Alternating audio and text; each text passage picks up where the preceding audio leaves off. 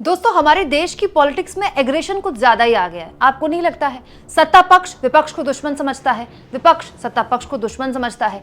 दोनों के बीच ऐसा 36 का आंकड़ा पहले आपने कभी नहीं देखा होगा। दोस्तों, एक दौर हुआ करता था जब नेहरू वाजपेयी की तारीफ करते थे और वाजपेयी इंदिरा गांधी की तारीफ करते थे। लेकिन आज के दौर में संसद के अंदर ले लो, संसद के बाहर ले लो, ये जो मोहब्बत वाली पॉलिटिक्स है ना, वो लगभग खत्म हो गई है। लेकिन इसका एक हल्का सा एग्जाम्पल, एक छोटी सी झलक आज देखने को मिली संसद परिसर के अंदर।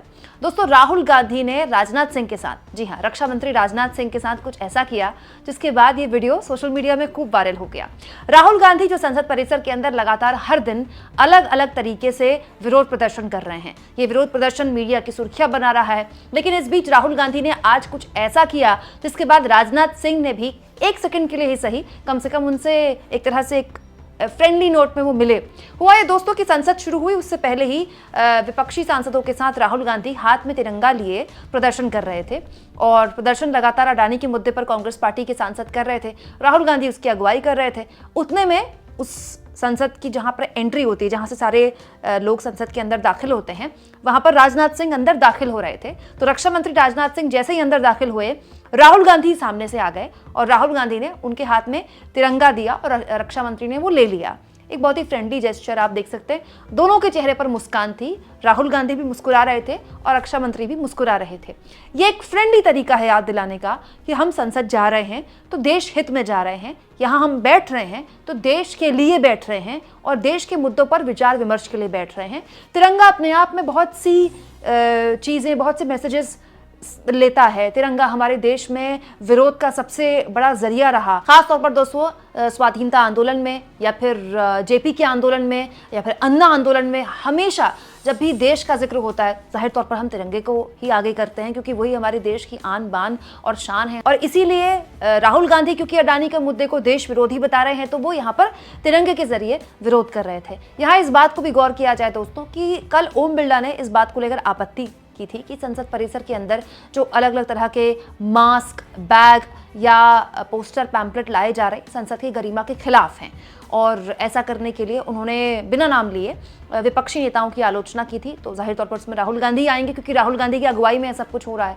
तो उसका एक जवाब भी है क्योंकि अब तिरंगे को लेकर तो कोई टिक्का टिप्पणी कर नहीं सकता। तिरंगा लेकर तो हर कोई प्रदर्शन कर सकता है, चाहे संसद के अंदर हो चाहे संसद के बाहर हो। और कुछ यही तरीका राहुल गांधी ने ढूंढ निकाला जिसमें ओम बिरला भी दिक्कत पैदा ना करे, ओम बिरला को भी दिक्कत ना हो और राहुल गांधी अपनी बात भी यहां पर रख दें। माननीय सदस्यगण, संसद एक पवित्र स्थल है और इस भवन की एक उच्च गरिमा, प्रतिष्ठा, मर्यादा है और इसी भवन में हमने आज़ादी भी प्राप्त की है और दुनिया का सबसे बड़ा लोकतंत्र सर्वोच्च प्रतिनिधि संस्था है। संसद में देश की आकांक्षाओं, अपेक्षाओं को पूरा किया जाता है। सहमति असहमति हमारे लोकतंत्र की परंपरा रही है जो संविधान बनते समय भी हमने अभिव्यक्त की है। लेकिन मेरा आपसे आग्रह है कि हमें गरिमा रखनी चाहिए। पिछले कुछ दिनों से मैं देख रहा हूं संसद परिसर में जिस प्रकार के प्रदर्शन किए जा रहे हैं, जिस प्रकार के नारे, पोस्टर, मुक्तों का प्रयोग किया जा रहा है, वह सिर्फ न अशोभनीय है बल्कि हमारी नियम प्रक्रियाओं, संसदीय परंपराओं के अनुरूप भी है। लेकिन राहुल गांधी और रक्षा मंत्री राजनाथ सिंह के बीच का जो जेस्चर दिखाई दिया दोस्तों, ये कम दिखाई दे रहा है। हमारी देश की पॉलिटिक्स में बहुत कम दिखता है। तो बताइए, आरएसएस भी मोदी जी से कहते हैं कि जो विपक्षी पार्टियां हैं वो आपके दुश्मन नहीं है, वो आपके विरोधी नहीं है। और ऐसा नहीं है कि हमारे देश में विपक्षी पार्टियों के बीच में इतने कड़वे संबंध हैं। अब आप सोचिए, ऐसी कई मीटिंग्स होंगी जिसमें एलओपी के तौर पर राहुल गांधी को मोदी जी के साथ बैठना होगा। आप सोचिए, मोदी जी और राहुल गांधी के बीच क्या ऐसे संबंध हैं कि वो एक टेबल में बैठकर एक दूसरे से बात कर सकें?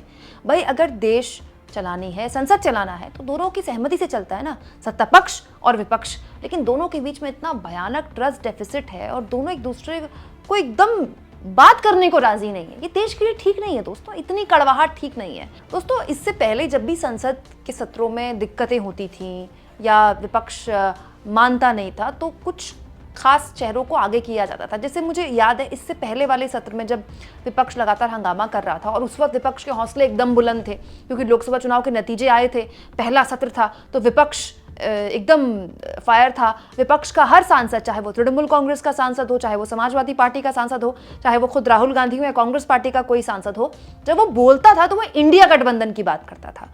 एक एकता की बात भी थी, वो दिखती भी थी क्योंकि नए नए लोकसभा चुनाव के नतीजे आए थे और मोदी और बीजेपी बैकफुट में थे। तब जब विपक्ष से बात करनी थी तो सरकार की तरफ से एक तरह से राजनाथ सिंह को आगे किया गया था। और राजनाथ सिंह वो चेहरा है दोस्तों जो इस सरकार के कम से कम उन नेताओं में से है जिनसे विपक्ष बात कर सकता है और जो विपक्ष से बात कर सकते हैं, क्योंकि ज़्यादातर जो नेता हैं या तो वो अप्रोचेबल नहीं है या फिर वो उन पर ये आरोप है कि विपक्ष को सुनते ही नहीं है, विपक्ष को एकदम से बहुत ईगोइस्टिक है विपक्ष को लेकर, ये कहा जाता है विपक्ष द्वारा। लेकिन राजनाथ सिंह ऐसे नहीं है। राजनाथ सिंह वाजपेयी के ज़माने के नेता हैं। राजनाथ सिंह एक अमृतभाषी हैं दोस्तों। राजनाथ सिंह की ज़ुबान से आपने कभी कड़वे हिंदू मुसलमान वाली शब्दों के भाषण नहीं सुने होंगे। राजनाथ सिंह कभी किसी खास समुदाय को घुसपैठिया नहीं बोलते हैं, जो कि मोदी जी अमूमन हर चुनाव में बोलते हैं। तो राजनाथ सिंह आप कह सकते हैं कि इस सरकार का एक लिबरल चेहरा है, एक ऐसा चेहरा है जिनसे आप विपक्ष से बात करनी है तो राजनाथ सिंह को आगे कर देते हैं। आपने देखा होगा दोस्तों, जब ये सरकार बन रही थी और सरकार जब नई बनी थी, तीसरी बार मोदी जी की सरकार, तो राजनाथ सिंह कई एनडीए के सहयोगियों के साथ भी बैठक में मौजूद थे और उस वक्त कहा जा रहा था कि क्या अमित शाह की जगह एक नया पावर सेंटर क्रिएट हो रहा है बीजेपी के अंदर, क्योंकि सहयोगी भी राजनाथ सिंह से बात करने में ज़्यादा ईजी हैं, उनके साथ ज़्यादा दिल खोलकर बात कर पाते हैं, अमित शाह के साथ नहीं कर पाते हैं। तो उस वक्त ये भी कहा गया। हालांकि हरियाणा और महाराष्ट्र के चुनाव ने सब कुछ बदल कर रख दिया और वो मीटिंग्स होनी भी बंद हो गई फिर राजनाथ सिंह के घर में।